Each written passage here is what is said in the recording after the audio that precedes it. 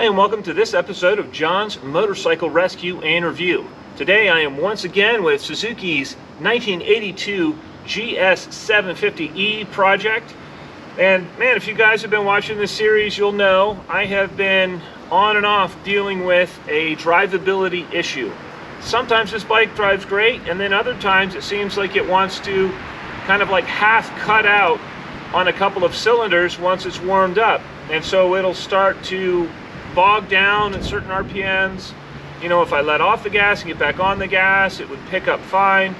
But this has just been an ongoing issue with this bike really since day one, since I bought it. And several times I thought I had fixed the issue, and only to realize that it was just, you know, something, it's an issue that's kind of intermittent. It didn't happen all the time, but it happened often enough that I knew that I hadn't solved the problem.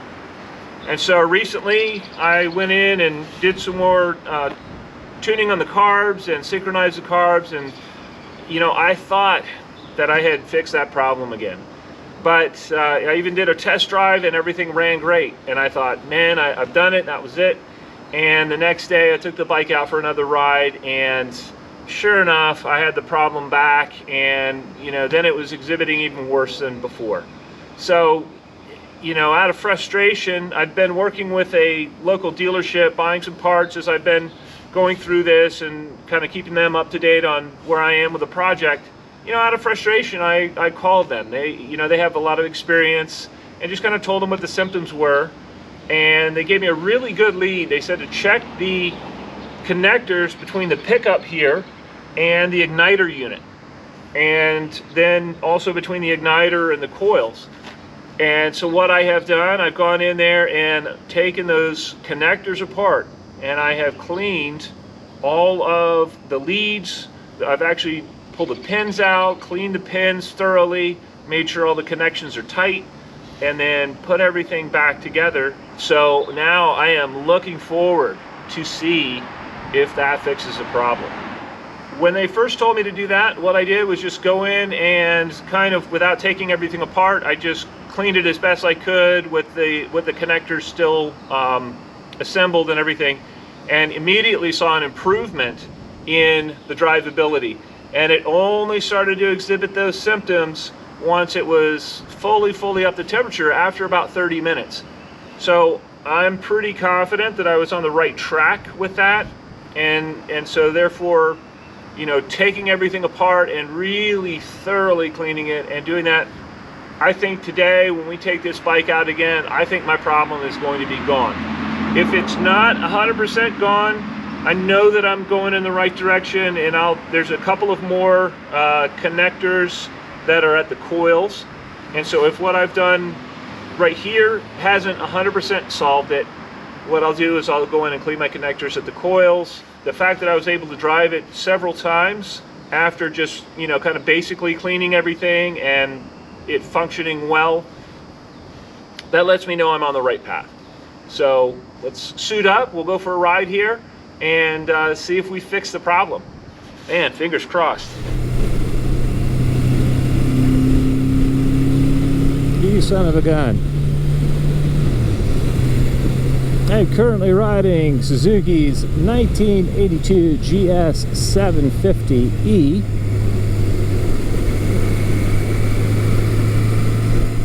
And it's about 50 degrees out right now, so it's cold. Bike is not up to temperature yet, and I'm still having some remnants of my drivability issue, although, as I said, it's really cold out.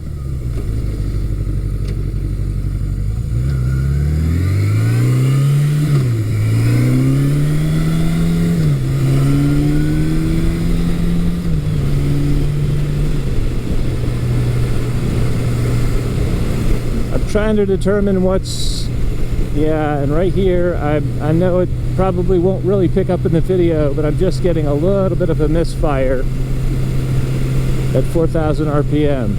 As I said, the bike is only now coming up to temperature. It's not fully up to temp yet.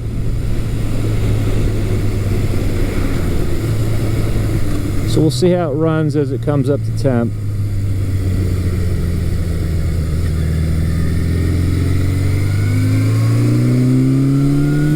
hard and clean.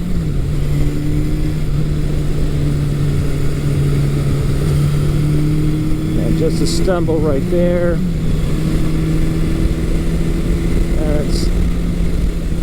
Again, I know it doesn't really sound like it in the video, but when I give it throttle, it almost bogs down a little bit. So I'm going to take it back. I'm going to clean some more of the connections thoroughly. I'm going to disassemble and reassemble everything.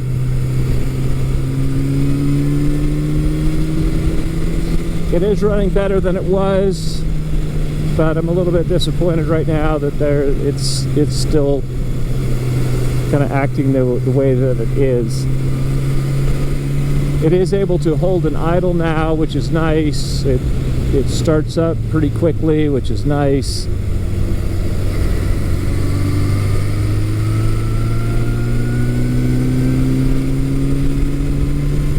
And there, just pulled very cleanly right up through. It's showing a little bit of heat in the bike now, and it's seemingly running a little bit better. I'm going to drop it down to about 4,000 RPM, just kind of steady state cruising, and see if I notice any misfires. That seems to be pulling cleanly. We'll go up through the gears here.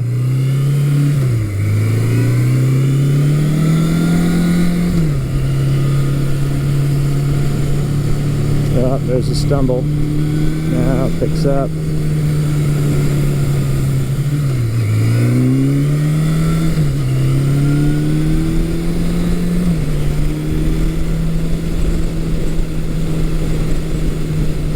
Yeah, so the drivability issue, I'm still having a remnant of that.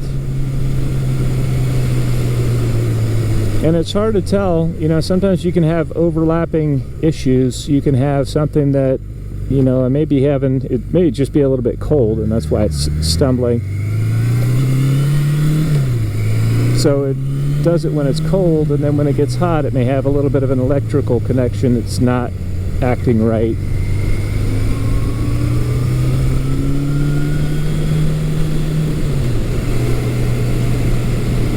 Yeah, right now I'm having a major, it just is, for the amount of throttle, it should be picking up a whole lot more. I can tell it's not running cleanly on all four. But it's just, you know, I can certainly drive the bike and drive around the problem. It's just irritating. And it just seems a little bit random, and it seems like it's just in certain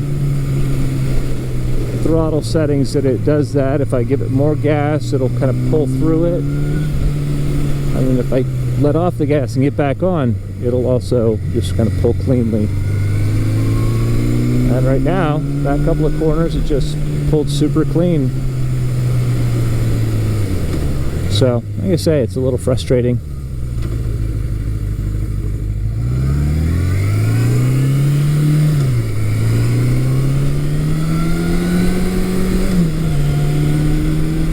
Yeah, there's that stumble.